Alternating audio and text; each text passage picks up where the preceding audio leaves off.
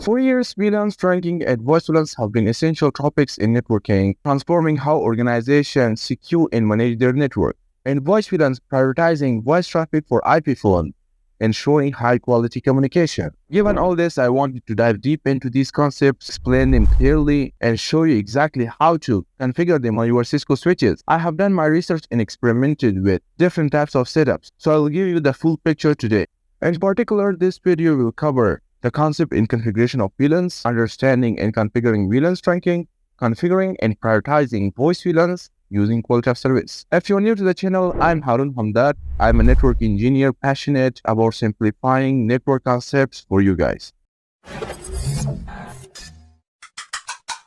A VLAN is a virtual local area network, is a way to logically separate our physical switch into logical segments. For example, in a company, you might have different departments like HR, finance, and IT that need to have isolated traffic for performance and security reasons. VLAN make this possible by assigning specific ports into specific VLANs. So here is how you're going to configure.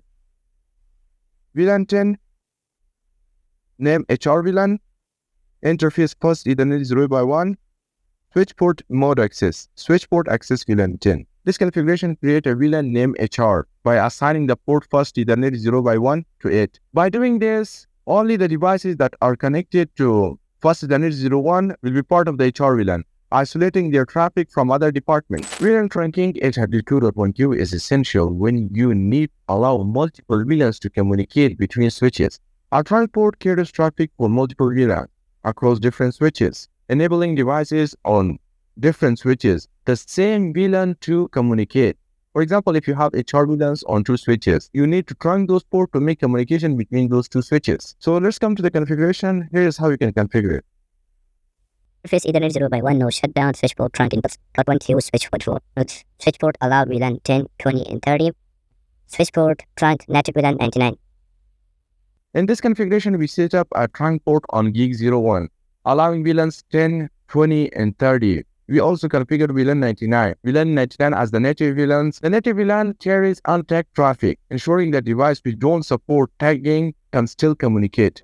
Voice VLANs are used to prioritize voice traffic from IP phones, ensuring that voice packets don't compete with regular data traffic. This is crucial for maintaining call quality. So let's configure voice VLAN on Cisco switches. So let's start our configuration. Interface Ethernet 0x0, no shutdown, switch port mode access, switch port access voice VLAN 10, 20, switch port access VLAN 10. So in here we assign VLAN 20 as the voice VLAN which is dedicated to voice traffic from IP phones. So now that we know what VLANs are and how to configure them, let's discuss why they matter. By segmenting traffic, VLANs reduce broadcast domains and isolate traffic, increasing network efficiency and security. For voice VLANs, the key benefit is ensuring that voice VLANs are prioritized over the data traffic and other traffics. This way, call quality is not affected even during high traffic periods. So let's look at two scenarios, before and after. Before, without VLANs, voice and data compete on the same network, leading latency and drop calls. After, with VLANs and quality of service setting, voice traffic is protected, ensuring reliable and high quality communication. To wrap up, here are some strategies for effective VLAN and voice VLAN implementation. 1. Always identify and segment traffic based on device type, like we have voice and data.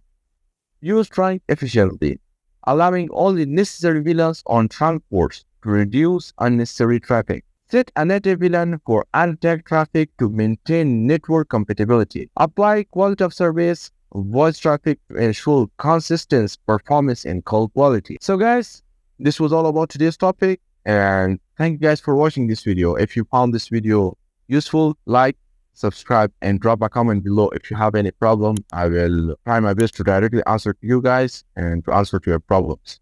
So thank you guys for watching. See you in the next video. Bye bye.